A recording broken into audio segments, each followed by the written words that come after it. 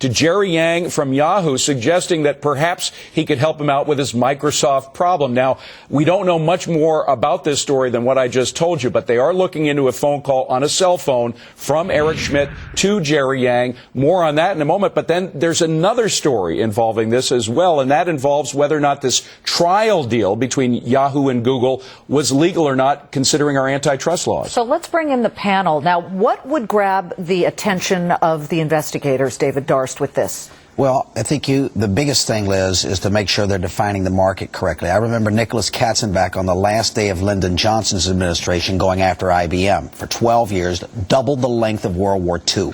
So you want to make sure that you're defining this right. This stuff is so fluid. Microsoft was the big gorilla a few years ago, and while they've spent $40 billion on research and development, Yahoo, eBay, and Google have all sprouted up away from them.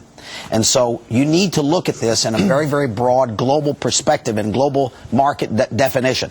The market will be something different in a few years. And so they have to basically make sure if they're going to go after Yahoo and Microsoft or Yahoo and Google hooking up together, eBay, China, India are all doing things that are going to affect this. You know, a lot of our antitrust laws were written back when the original Rockefeller, John D., was still alive. 1911. They were focused on industries. They were focused on industries. I think that was 1911, if I remember correctly. They focused not on the way our world works now, but on the way the world worked then. And so the laws and the investigators are way behind the times. How can they possibly apply those rules to today's standards? Well, you know, that's one argument. And it also appears that there's some overreach here by the DOJ. I mean, nothing happened. I mean, even if it was a test, they didn't come out and declare that, hey, we're going to hook up and merge. And then I think you have a case where it's proper to investigate, does this pose, or does this violate antitrust? But let me give you a number here. Here's a metric on, coming from Reuters and Dow Jones. Basically, they're saying if combined, Google and Yahoo would have 80% of the market.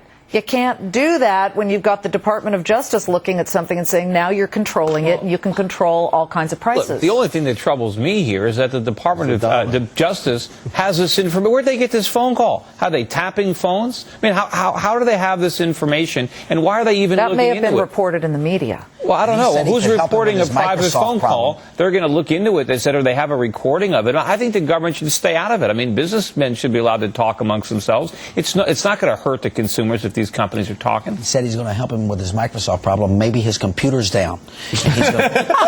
That's all it was. Very innocent. There's his excuse. That's but they have just as much right to look at Yahoo as Microsoft does, or any other company. Yeah, the thing is, there was no deal done. I mean, I don't see what the harm is. Well, there was a temporary deal, if you can use that word, for them to get together in this test program, and that was pretty much out in the open. Does anybody care about this Bristol-Myers issue with the executive vice president, former Mr. Bodnar, now may face prison time because he lied about a drug that they make, Plavix, to Apotex, which is Canada's largest pharmaceutical company. Liz, the other part you guys very properly brought up is the market definition and antitrust and so forth. That's one thing. Lying is another total different thing. And I think the country and the regulators have very, very zero tolerance for lying in today's world.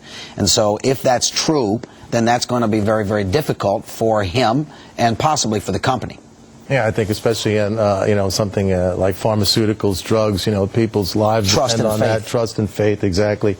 I agree. It also leads to questions about the current standards of laws. Of course, we saw the laws really changed dramatically in the past couple of years, particularly after the scandals of Enron, et cetera. Is there going to be another go-around if we have more of these scandals come up now? Well, unfortunately, the government is taking every opportunity it can to seize additional power. I mean, look at the new powers they're talking about giving the Federal Reserve. I mean, the more problems the government creates, the more it interferes with the economy. That was unfettered Wall Street that went crazy with all this financial engineering. It was like Goldman Sachs gave him a watch and said, okay, goodbye, we'll take care of everything now. We're in charge. Why did it happen? They're coming in now when they should have been regulated in the first place. No, if the Fed had a decent monetary policy, they had normal normal interest rates, none of this ever would have happened. Normal interest. Blame the Fed. It's Bernanke's fault. Don't you love the And don't juxtaposition forget of David Greenspan. Durst right in the middle of this I'm not argument saying here? Wall Street David, isn't part hold on, of it. David, See go the ahead. green room. I think John D. Rockefeller lived to be 99 years old, and he lived from 1837 until 1936. And the thing was broken up in 1911. Which was a because mistake. he They never should have done it. He had 90%. But the breaking up of them, they all became very, very big Standard Oil tigers, should have been aggressive left alone. tigers. They sure did. We're going to have to break up this argument as we listen to the closing bell on a day when the market did pretty well. Of course, a lot of attention on what's going to happen with Amazon and Apple. We will find